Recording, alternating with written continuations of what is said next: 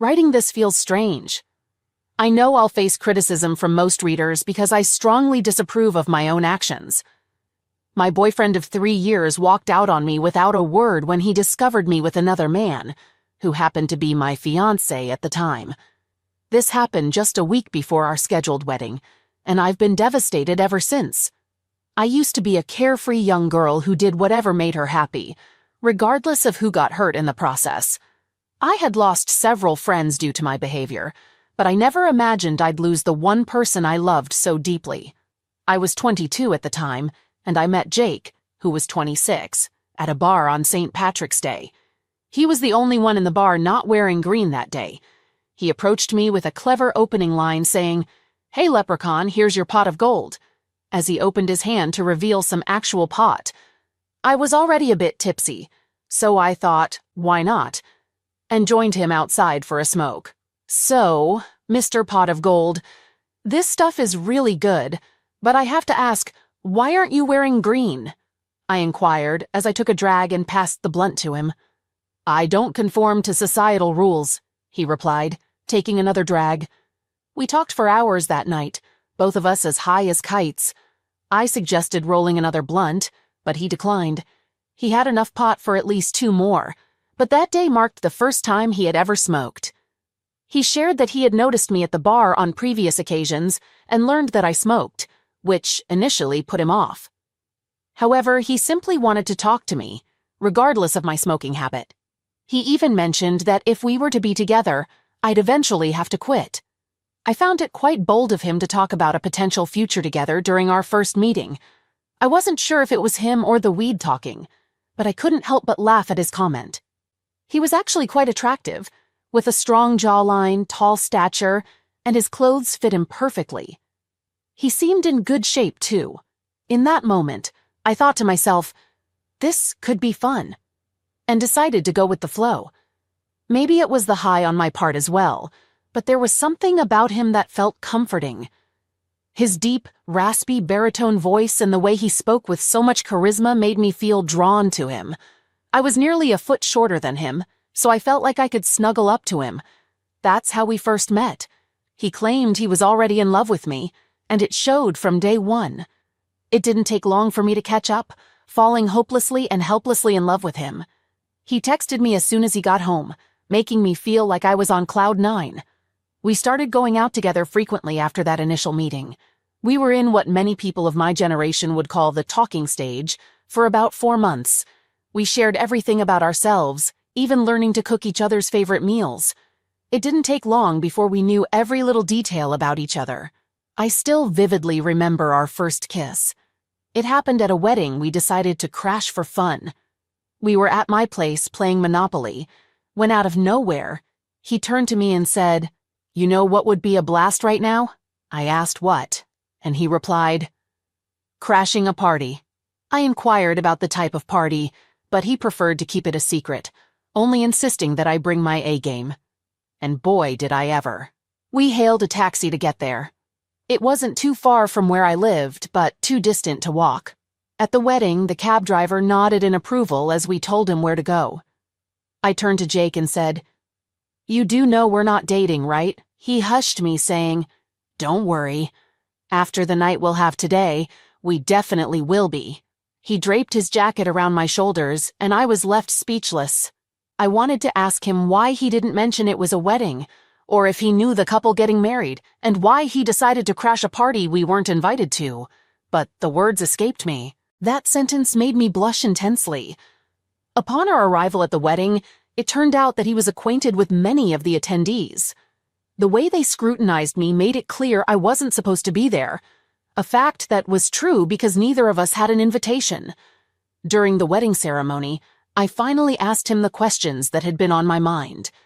He explained that the groom had been a close friend of his until they both fell in love with the same woman, the bride. He described a day when, while playing FIFA 14, they discussed how to resolve their predicament. Since neither was willing to step aside, they decided to settle it through a game. The winner would have the chance to pursue her, while the loser agreed to back off. Unfortunately, he lost the game and, true to his word, decided to make a graceful exit, leaving behind what he called a love chain. According to him, all three were in love with each other, and that day marked the first time he had spoken to either of them since losing the FIFA 14 match. I found it somewhat peculiar how men could create pacts based on video games in the world of SJ, relationships, and even more astonishing that they actually stuck to these pacts. Though it was none of my business, later during the reception, the trio of friends caught up. Jake shared a dance with the bride, and I must admit, despite her being already married, I couldn't help but feel a twinge of jealousy seeing them dance together, especially after what he had told me. Jake noticed the jealousy on my face and asked with a slight gentlemanly bow if I would join him for a dance. I took his hand and we began dancing. "But I thought we weren't officially together. You shouldn't have any reason to be jealous," he remarked. "What if I wanted a reason to be jealous?" I replied, surprised at my own words. Did I just say that? Jake had a knack for bringing out my true feelings. He flashed a smile at me as we continued to dance, but this time he pulled me closer, and I could feel his heartbeat against the top of my head. He whispered sweet words in my ear, and as the dance neared its end, he gently lifted my chin, gazed into my eyes, and uttered those 3 words that can make anyone feel on top of the world. Then, he kissed me. A kiss that felt like an eternity. My face turned crimson, and I had butterflies in my stomach. After the kiss, while still locking eyes with me, he quipped, "Now you have a reason to be jealous." Then he laughed. What a beautiful smile he had. I can't help but tear up as I write this. To be honest, I wouldn't be sharing this if I hadn't been advised to do so. Revisiting every memory we had hurts because I'm haunted by the fact that I messed it all up in less than 4 hours. I had something that every woman dreams of, and I let my foolish actions destroy it. We spent every day together. He worked as a web developer, mostly remotely, only having to go to the office once or twice a week. One of the many things I admired about him was how well he had his life together. Most people his age were still figuring things out, but not him. He lived a nearly flawless life. 2 years into our relationship, I had already quit smoking for a year. He had predicted it. We had started living together, and since I didn't have a job at the time, I was at home most of the day. I used to smoke when I was bored, tired, or unhappy, but I was none of those things when I was with him, so I didn't even realize how long it had been since I last smoked until he pointed it out. Around our 2nd year together, my younger sister got married to her high school sweetheart. I was genuinely happy for her. But as we all know, watching your younger sibling get married before you can hit a nerve. And it did for me. I went to the wedding with Jake, and he noticed something was bothering me during the reception. He had a knack for recognizing when I was truly happy, or when something was amiss. He persistently tried to get me to open up, cracking jokes until it finally worked. I confessed to him how happy I was for my sister, and how I felt relieved that she wouldn't have to experience heartbreak or get hurt by a man. I told her how I always perceived her as a delicate and vulnerable girl, and how I often worried about the possibility of her going through the pain of being cheated on or experiencing other heartbreaking relationship issues. I mentioned how it seemed fitting that she, out of all my sisters, including myself, was the one who found a fairy tale love story.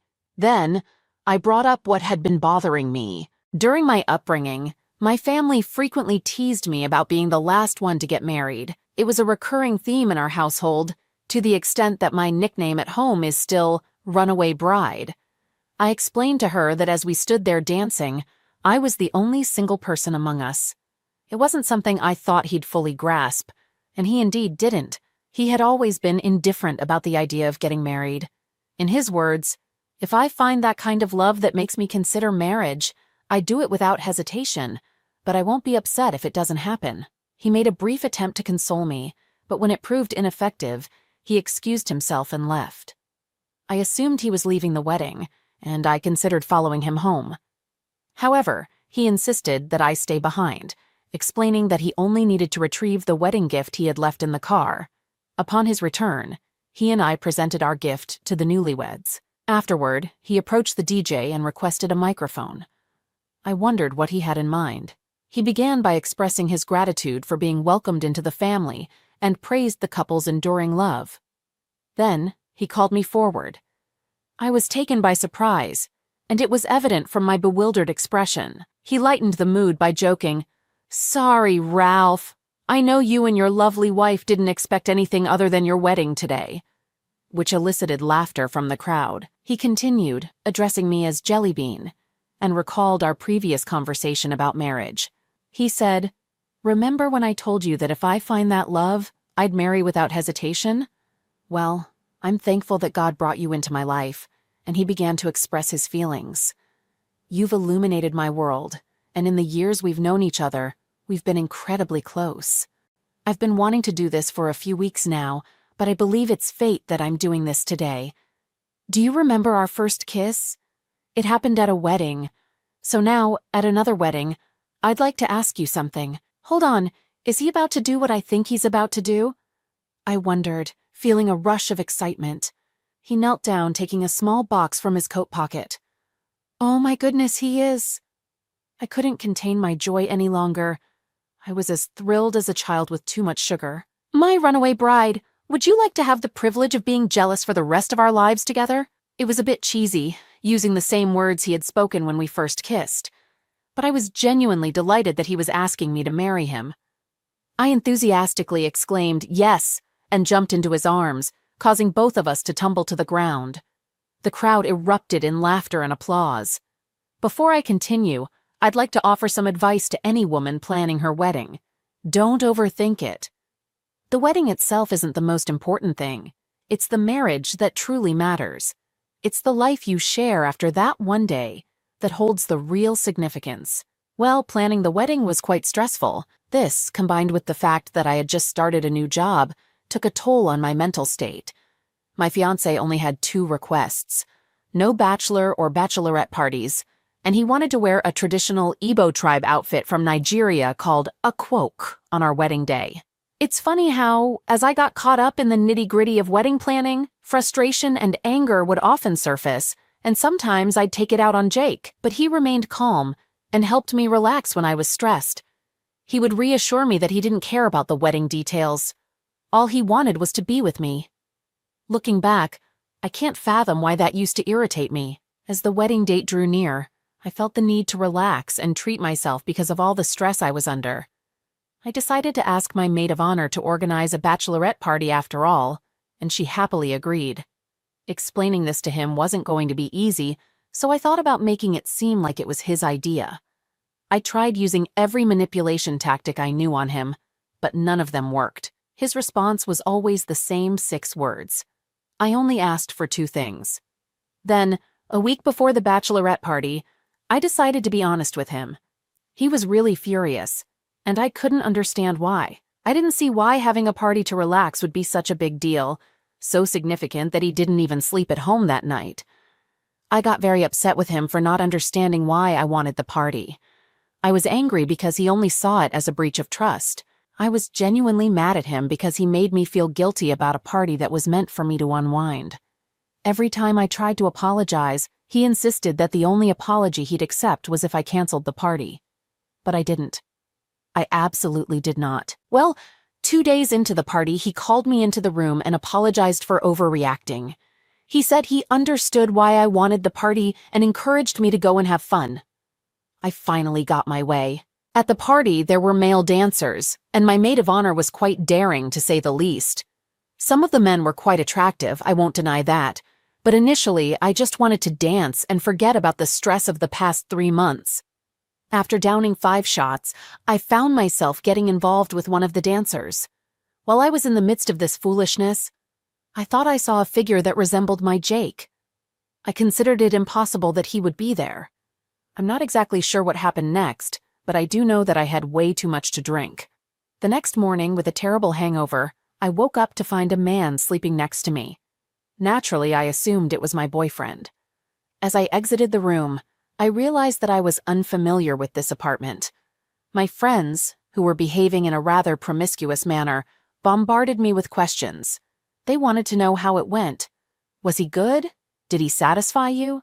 Did you know Jake came here? Hold on a second, did someone just mention that Jake had been here? I hurriedly returned to the room and discovered that the man in the room was one of the dancers. No, no, no, no, no, no, no. Did I just sleep with one of the dancers? Wait, did I hear someone say Jake came over here? I rushed out of the room and left the apartment, making my way back to my place. When I arrived, the sound of my key in the lock echoed eerily. Upon entering, a note fell from the top of the door frame. The note read, "Hope it was worth it." I looked up and saw that my place was completely empty. Everything that belonged to Jake was gone, leaving only the items I had purchased myself. I cried. I bawled my eyes out. I still keep that note as a reminder not to mess up the good things in my life. I attempted to call Jake, but there was no response. Texting him yielded the same result. I turned to WhatsApp to send a message, and that's when I noticed his last status update. "It's over, guys. Wedding's off." He had blocked me on all platforms and cleared out everything from the apartment. There was no chance of ever seeing him again. That was 3 years ago, and the absence of closure has made it even more challenging to move on. 3 years of therapy haven't done what they were supposed to, which was help me overcome the pain I inflicted on myself. I had to explain to my family why the wedding wasn't happening anymore, and they were all disappointed in me. I understand that I may not have the right to ask for anything, but I truly wish I could find happiness again after squandering this opportunity. I realize that second chances are not guaranteed, but I desperately need to find happiness. It's been 3 agonizing years, and I've been living in misery. Jake, if you happen to read this, I'm sorry, and I still love you. All right, that was a fun story. Now let's move on to another exciting one. Stay tuned, and let's dive in. Have you ever had one of those mornings when you wake up thinking it's just another ordinary day, and then your entire world turns upside down before you've even had your morning coffee? Well, get ready, Reddit, because that's exactly how this chaotic situation began. My name is Brandon, but I'm not the happily married Brandon with the white picket fence and the adoring wife. No. That guy was thrown out the window the moment I overheard my wife Helen, my partner of 8 years, giggling on the phone with her friend Angela. Now, Angela is this high-powered marketing executive, always dressed to impress, and with a laugh that could sour milk. She's the kind of person who treats marriage like a game and fidelity as a mere suggestion. I never really liked her, but Helen, she practically idolized Angela. So there I was, casually passing by Helen's home office door on my way to the kitchen when I happened to catch a snippet of their conversation. "Brandon doesn't have to know. It's just a bit of fun. You deserve more than his tired, old-fashioned view of marriage." It hit me like a punch to the gut. My Helen, the woman I thought would stand by me through thick and thin, listening to this nonsense and actually agreeing with it. I knew I should have given Helen an ultimatum earlier, a choice between Angela and me, but I messed up, and now I find myself in this situation. As I stood there, my hand clenched around the doorknob, a cold rage settled in. This wasn't just some casual chat. This was my wife being encouraged by her so-called friend to cheat, to throw away everything we had built together. And the worst part? She was laughing. That sound made it seem like she had completely forgotten who she was, or maybe I never truly knew her at all. That's the unvarnished start of my story, folks. No sentimental walks down memory lane here. Just the harsh reality of a man who received a wake-up call he never asked for. I began scrutinizing our bank statements, credit card records, phone bills, you name it. I was searching desperately for any sign that Helen was taking Angela's suggestions seriously. But here's the surprising part, folks. I found nothing. Absolutely nothing. Our bank statements were about as ordinary as they come. Just groceries, a charge for a new blender because I accidentally broke ours while attempting to make margaritas. Nothing out of the ordinary. When it came to phone bills, the most scandalous thing I could find was an overage charge from Helen's mom, who called to chat her ear off. I even went to the extent of checking the mileage on her car. Yeah, I was that desperate. But every time the mileage added up perfectly, just her commuting to work and back, maybe with a small detour to the grocery store or the gym. It was maddening, like trying to catch smoke with my bare hands. Then there was Angela, who was as elusive as an eel. I made unannounced visits to Helen's boutique, hoping to catch them in some secret plotting session, but it was always just business as usual. Smiles, conversations about sales targets, and not a hint of the deception I had overheard. It made me question my own ears. Had I really heard what I thought I did? I felt like I was living in some alternate universe where everything appeared the same but was fundamentally different. Here I was, a man who could turn a piece of wood into art, feeling utterly powerless against the intangible. Helen seemed like the perfect wife by all outward appearances, and Angela, the skilled manipulator, played the role of the supportive best friend. However, you know that feeling deep in your gut, that nagging, twisting certainty that something is amiss? It wouldn't let go of me. It kept me awake at night, staring at the ceiling while Helen slept soundly beside me. I lay there listening to the rhythm of her breath, wondering if she dreamt of a life without me, a life Angela had persuaded her she was entitled to.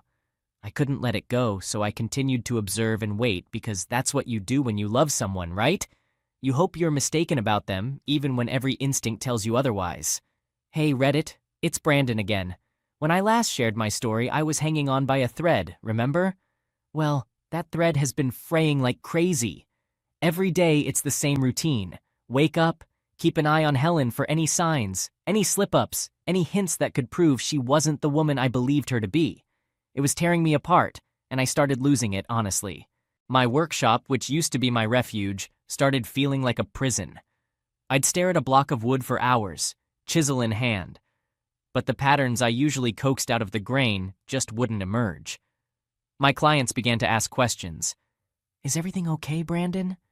They'd say, this doesn't look like your best work. And they were right. It wasn't. My friends would call, ready for a round of beers and some pool, but I'd ignore their calls. I couldn't face them. Couldn't pretend everything was fine when my marriage was hanging precariously on the edge of a cliff. I used to be the guy who had it all together, but now I was the guy spying on his wife, doubting her every move, and losing sleep over a conversation that might have meant nothing or everything. I remember one night I got up while Helen was still sleeping. I just sat there in the dark, watching the gentle rise and fall of her chest, listening to her breathing. She looked so peaceful, so innocent. I wanted to wake her up, to demand the truth and put an end to this torment. But I couldn't. I lacked proof, only this nagging suspicion that kept whispering in my ear. She's lying to you. My world had narrowed down to a single focus, finding the truth. It wasn't just about whether she was cheating anymore. It was about whether I could trust my own judgment. If I was wrong about her, what else was I wrong about? Myself, my friends, my entire life. The worst part was the isolation. It felt like I had constructed a wall around myself, one brick at a time, with every doubt and unanswered question. I stopped attending family barbecues, avoided my mom's Sunday dinners, and became a ghost to my own siblings. I was trapped within my own thoughts, unable to find an escape. Hey there, Reddit. It's Brandon again. My story reached a really tough point. I realized it was time to confront Helen and get some answers. I couldn't continue living with constant doubts and feeling miserable. I returned from working on some furniture in the garage, and there was Helen sitting on the sofa with her phone. I took a deep breath and told her we needed to have a serious conversation. Despite feeling like a storm was raging inside me, I remained outwardly calm. We both sat down, and I straightforwardly brought up the phone call I had overheard between her and Angela, explaining how it had been keeping me up at night. I mentioned my attempts to uncover the truth about whether she was seeing someone else behind my back. Finally, I asked her directly, "Is there someone else, Helen?" She denied it, saying she wasn't involved with anyone else. She cried and insisted that Angela had made a tasteless joke and I had misunderstood. She wanted me to believe her, reaching out to me, but I couldn't bring myself to do it. I couldn't hold her hand or console her. Despite my strong desire to believe her, she's my wife, Helen, whom I've loved for so long. Angela's words continued to haunt me. That night, we went to bed without talking. We didn't exchange our usual goodnight kisses or say, "I love you."